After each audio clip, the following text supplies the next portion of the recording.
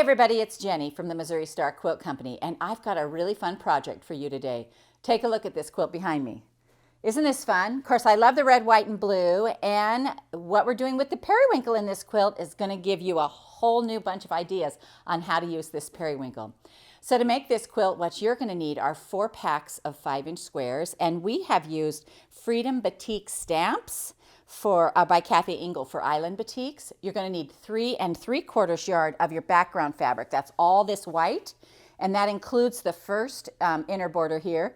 Our outer border is a 6-inch border, and you're going to need 1.25 yards for that. Your background you're going to need, or for your backing, you're going to need 4.5 yards. We've used this red, and I hope you notice our quilting stitch on here because it stars and loops, and I just think it adds to the quilt. It just makes it look really cool. You're also going to need a periwinkle template. You're going to need some of our periwinkle papers, 2 packs. You're going to need a lapel stick.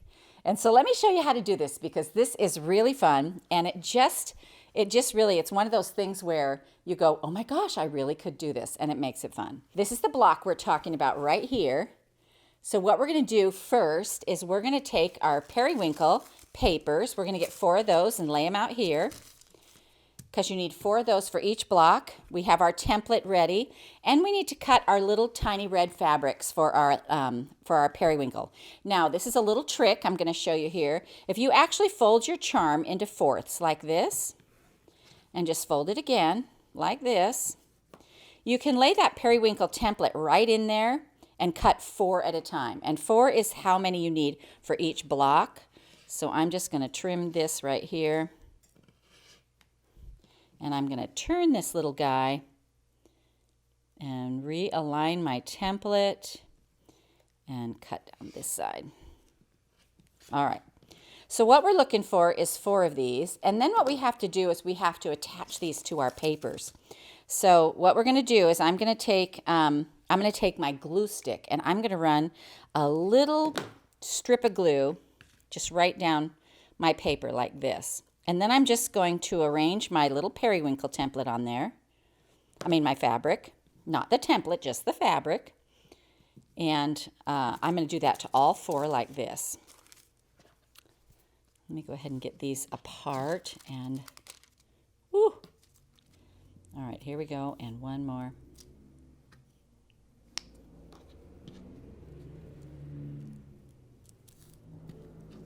Alrighty, now we have all 4 of these on here. Now we're going to need to put some sides on there. The sides you're going to cut out of your background fabric, and these are 2.5 by 3.5 inch pieces.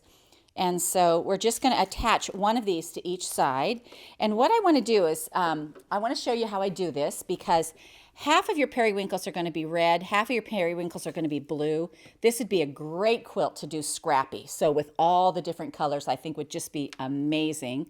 But what we're going to do is we're just going to sew those down. So basically, let me show you because I just realized I didn't actually show you this too good. So what I'm doing is I'm putting this 2.5 by 3.5 inch piece right along the edge of this on top of the paper, and I'm going to sew 1/4 inch right down the side. And we're going to chain piece these. So when I get sewing these, literally I'll glue a whole bunch, and then I'll just go through just like this, and I'll do all of one side, one after the other after the other. And this makes this quilt just speed along. If you can actually pick up the fabric. There we go. All right. And one more. And you can iron these after you do it. Mostly, I don't want to get out of my chair, so I just finger press them back. So when they all get done like this, then I'm just going to finger press this edge back right here, and I'm going to add the other side.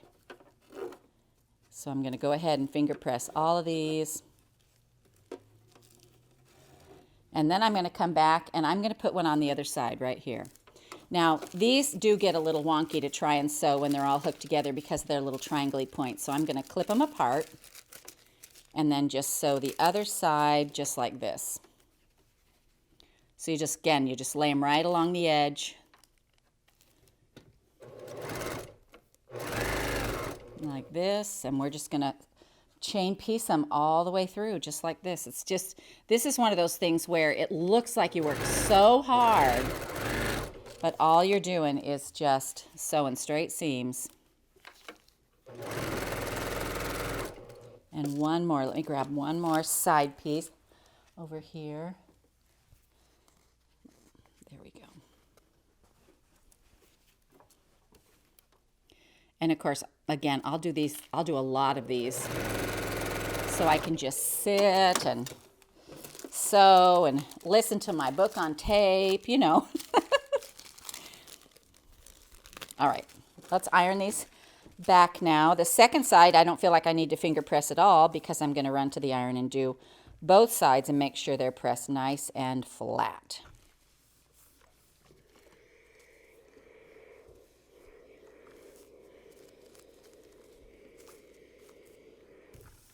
All right, there we go. Whoop. Okay, so now what we do is we are going to use this triangle paper as our pattern on the back. So we're going to lay our ruler right along the edge of the paper, just like this, and we're going to trim these off. So we're going to trim this whole bottom part, and then we're going to trim up on the sides like this. And we are going to do this to all of them. And I'll do another one over here. I have some done, but I just feel like sometimes when you have to cut fabric, it feels a little scary. So I thought I would just show you one more so we don't. So no fears about this. This is just going to make a really cool block.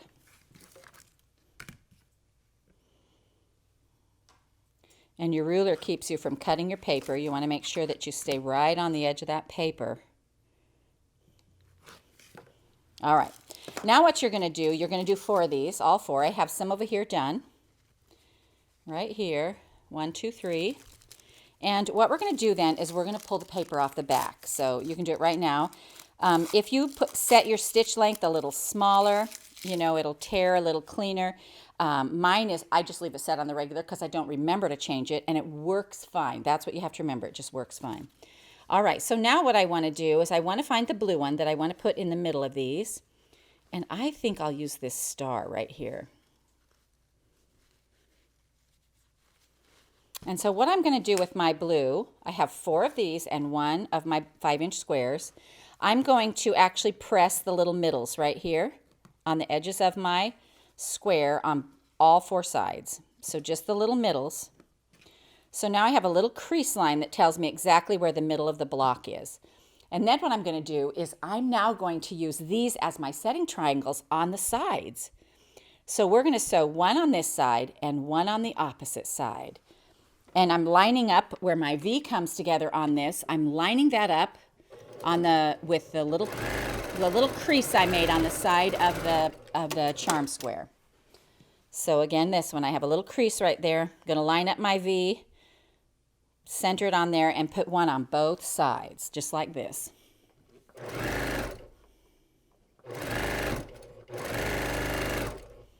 All right, so now we're going to press these back. And I am going to press to the dark side. All right, so now this is what we have.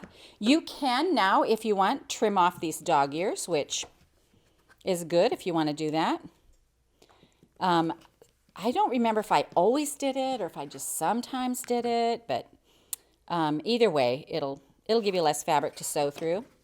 Then you're going to add your 2 other pieces. Now I have erased my line here in the middle, so let me make another crease and another crease over here. So there's my little crease, and again I'm just going to put my V where the crease is and scoot this up and put this on this side and then also add 1 to the other.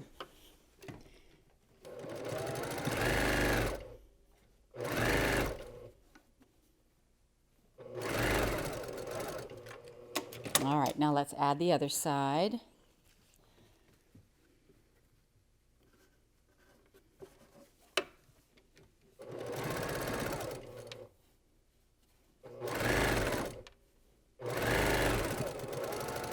There we go. Now you'll notice when you add these on the sides, you get like a little 1/4 of an inch, you know, just a little tail sticking up, and that's exactly what we want. And I'm going to press this open.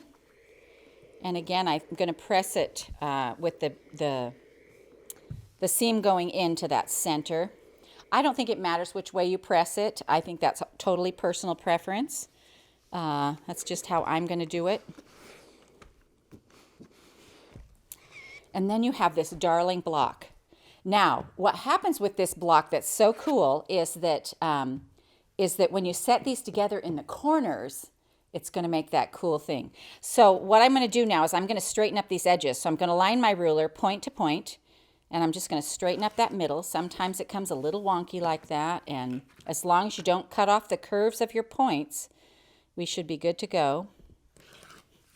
It's like that. You want to square these up to about 7 inches. You know, make sure yours are all the same. Mine usually doesn't come out this wonky, so I'm not sure what I did different, but we're good to go. So then you're going to make half of them with the blue center and the red periwinkles, and the other half are going to be blue periwinkles with red. So let's look at how this goes into the quilt, because here's a blue center with our red periwinkles right here. And see how that goes together and it forms the red and blue and the red and blue. That's why I think this would be such a cool scrappy quilt, because you wouldn't have to worry about any of that. You know, we worried about the matching because I wanted them to be opposite colors. But it comes together so cute. Now let's count these. 1, 2, 3, 4, 5, 6, 7, 8 by 1, 2, 3, 4, 5, 6, 7, 8. 8 by 8, we're using 64 of these blocks. And I love that what happens here, once you add these, once these become your side pieces, it sets that center block right on point. Turns that little 5-inch square right on point, and it takes it from being, you know, an ordinary block to an extraordinary block. I just think this is so fun. I hope you try it, and I hope you enjoy this tutorial on the Periwinkle on Point from the Missouri Star Quilt Company.